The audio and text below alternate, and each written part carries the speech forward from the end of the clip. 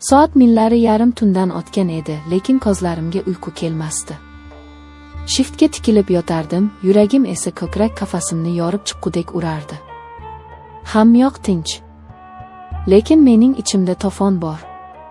Bu to'fon onam. Aniqrog'i u mening otamning ayoli. Ikkinchi ayoli. Buni aytishning o'ziyoq tilimni kuydiradi, vijdonimni kemiradi. Lekin o'zimni to'xtata olmayman. Bu xuddi chuqur jar yoqasida turib, pastga sakrash istagi bilan kurashishga o'xshaydi. Va men allaqachon sakraganman. Otam 50 dan oshgan, hamma hurmat qiladigan inson. Onam vafot etganiga 5 yil bo'ldi. Otam yolg'izlikdan qiynaldi, buni bilardim.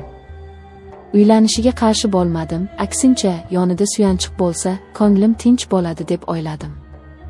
Lekin uyimizga Laylo kirib kelgan kun. O'sha kun hammasi o'zgardi. U otamdan ancha yosh. 30 yoshlarda husni ko'zni qamashtiradigan darajada go'zal. Uning kulishi, sochlarini yig'ishi, hattoki choy damlashi ham boshqacha. Dastlab men unga shunchaki opa deb murojaat qilardim. Oramizda masofa bor edi, hurmati bor edi. Lekin nigohlar hamma narsani ostin-ustun qilib yubordi. Birinchi marta bu uchqun qachon paydo bo'lganini aniq eslayman. Yoz oqshomi edi. Otam ish bilan shaharga ketgan, uyda ikkimiz qolgandik. Men hovlida mashinamni tuzatayotgandim. Qo'lim moy, yuzim terlagan. U choy olib chiqdi. Piyolani uzatayotib barmoqlari qo'limga tegib ketdi. O'sha lahzada go'yo tanam muzlab ketgandek bo'ldi. Ko'zlarimiz to'qnashdi. Uning ko'zlarida qo'rquv va qiziqish aralash bir narsa bor edi. Men esa o'zimni yo'qotib qo'ydim. Rahmat dedim. Ovozim zo'rg'a chiqdi. Charchamadingizmi, Jasur? So'radi u. Shu qisqa suhbat, shu oddiy teginish hammasining boshlanishi edi. O'sha tunda men uxlay olmadim. Uning siymosi ko'z oldimdan ketmasdi. O'zimni la'natladim. Bu otangning ayoli. Esingni yig' dedim o'zimga. Lekin yurak aqlga bo'ysunarmidi? Kunlar o'tgani sayin oramizdagi tortishish kuchi ortib boraverdi. Biz bir-birimizdan qochishga harakat qildik. Men uyga kech keladigan bo'ldim, u esa ko'pincha xonasidan chiqmasdi. Lekin taqdir bizni ataylab to'qnashtirardi. Oshxonada, yo'lakda, hovlida. Har safar uchrashganimizda havo yetishmay qolardi. Bir kuni yomg'ir sharros quyayotgandi. Otam xizmat safarida edi. Uyda chiroq ochib qoldi. Suv ichgani kirdim. U ham o'sha yerda ekan. Chaqmoq chaqib xonani yoritib yubordi. Uning yuzi oqarib ketgan, momaqaldiroqdan qo'rqardi. Beixtiyor unga yaqinlashdim. Qo'rqmang, men shu yerdaman, dedim past ovozda. U menga qaradi. Ko'zlarida yosh miltillardi. Birdan u menga intildi va mahkam quchoqlab oldi. Uning tanasi titrardi. Men ham o'zimni tutib turolmadim. Qo'llarim uning belidan quchdi. Uning sochlaridan kelayotgan atir hidi boshimni aylantirdi. Biz barcha qoidalarni, barcha taqiqlarni unutdik. Faqat ehtiros, faqat bir-birimizga bo'lgan chanqoqlik qoldi. O'sha tun biz gunoh va zavqning eng yuqori nuqtasiga chiqdik. Ertalab uyg'onganimda yonimda u yo'q edi. Lekin yostig'imda uning hidi qolgandi. Dahshatli pushaymonlik va shu bilan birga cheksiz baxtni his qildim. Otamning ko'ziga qanday qarayman? Bu savol meni qiynardi. Lekin Layloni ko'rishim bilan bu savollar yana erib ketardi. Bizning o'yinimiz xavfli tus oldi. Otam uyda bo'lgan paytlar eng qiyini edi. Dasturxon atrofida o'tirganda, u otamga choy quyib berayotganda, men ichimda yonardim. Rashk meni yeb bitirardi. Otam unga erkalab gapirsa, mushtlarimni tugardim. Laylo esa ko'zlarini olib qochardi, lekin yashirincha menga qarab qo'yishni unutmasdi. Biz imo-ishoralar bilan gaplashishni o'rgandik.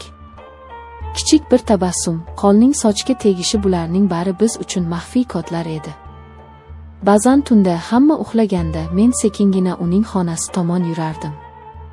Agar eshik qiya ochiq bo'lsa, bu taklif edi. Agar yopiq bo'lsa, rad etish edi. Biz oxirlardek uchrashardik. Har bir daqiqa g'animat, har bir bosa oxirlangan edi. Bu xavf bizning hislarimizni yanada o'tkirlashtirardi.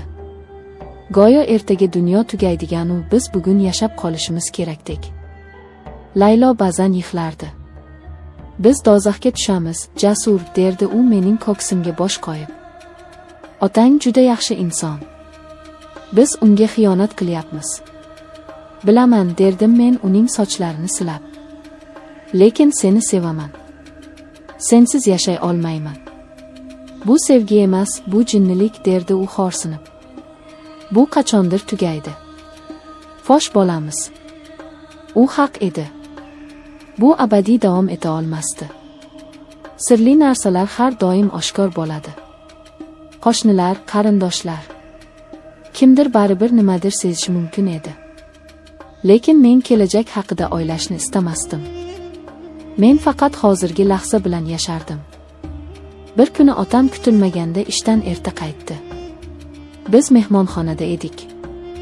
Oramizda hech qanday nojo'ya harakat yo'q edi. Shunchaki gaplashib o'tirgandik, lekin oramizdagi masofa juda yaqin edi. Otam kirib kelganda ikkimiz ham cho'chib tushdik. Laylo o'rnidan sakrab turdi, yuzi qizarib ketdi. Tinchlikmi? Nega rangiroyingiz oqarib ketdi? So'radi otam hayron bo'lib. Hech narsa, dadasi. Shunchaki xayol surib o'tirgandik, kelganingizni eshitmay qolibmiz, dedi Laylo duduqlanib. Otam bizga shubha bilan qaramadi. U juda ishonuvchan odam. Yoki shunchaki oxli va ayolidan bunday pastkashlikni kutmagandir. Uning bu ishonchi meni battar ezardi. O'zimni iflos, xoin his qilardim. Lekin Layloning nigohini ko'rishim bilan yana o'sha tubsizlikka qulardim. Kunlar, oylar o'tdi. Bizning sevgimiz davom etardi. Men uydan chiqib ketish haqida o'yladim. Boshqa shaharga, uzoqqa. Lekin uni bu yerda otam bilan qoldirib ketishni tasavvur qila olmasdim. Bu fikr meni aqldan ozdirardi. U meniki bo'lishi kerak edi. Faqat meniki. Bir kuni Laylo menga homilador ekanligini aytdi. Dunyoyim aylanib ketdi. Kimdan? So'radim ahmoqona savol berib. Bilmayman, dedi u yig'lab. Balki otangdan, balki sendan. Bu xabar bizning ustimizga muzdek suv quygandek bo'ldi. Agar bola meniki bo'lsa-chi? Bu sharmandalikni qanday yuvamiz? Agar bola tug'ilsa va menga o'xshasa-chi? Oldirib tashla, dedim men sovuqqonlik bilan, garchi ichim yonsa ham. Yo'q. Bu gunoh. Yana bir gunoh, deb baqirdi u pichirlab. O'sha kundan boshlab oramizga sovuqchilik tushdi. U mendan uzoqlashdi. Otamga esa mehribonroq bo'la boshladi. Men buni ko'rib azoblanardim. U bolani saqlab qolishga qaror qildi. Otam esa xursandchilikdan terisiga sig'masdi. Keksalikda farzand ko'rish Xudoning ne'mati, derdi u quvonib. Men esa bu ne'matni aslida kimdan ekanligini o'ylab tunlari uxlolmasdim. Vaqt o'tdi. Layloning qorni bilinib qoldi. Men uyga kam keladigan bo'ldim. Do'stlarim bilan ko'chada vaqt o'tkazardim, ichardim. Unutishga harakat qilardim. Lekin har safar uyga qaytganimda uning ko'zlaridagi mungni ko'rib, yana hamma narsa yangilanardi. Endi biz avvalgidek yashirincha uchrashmasdik. Tungi tashriflar to'xtagandi. Biz endi shunchaki bir uyda yashovchi, bir-biriga begona, lekin o'tmishi umumiy bo'lgan ikki jinoyatchi edik. Bizning gunohimiz bizni bog'lab turardi, lekin shu bilan birga bir-birimizdan uzoqlashtirardi. Bir kecha men mast holda keldim.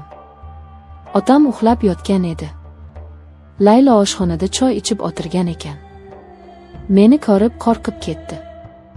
Jasur, ichdingizmi? Dedi u xavotir bilan. Senga nima?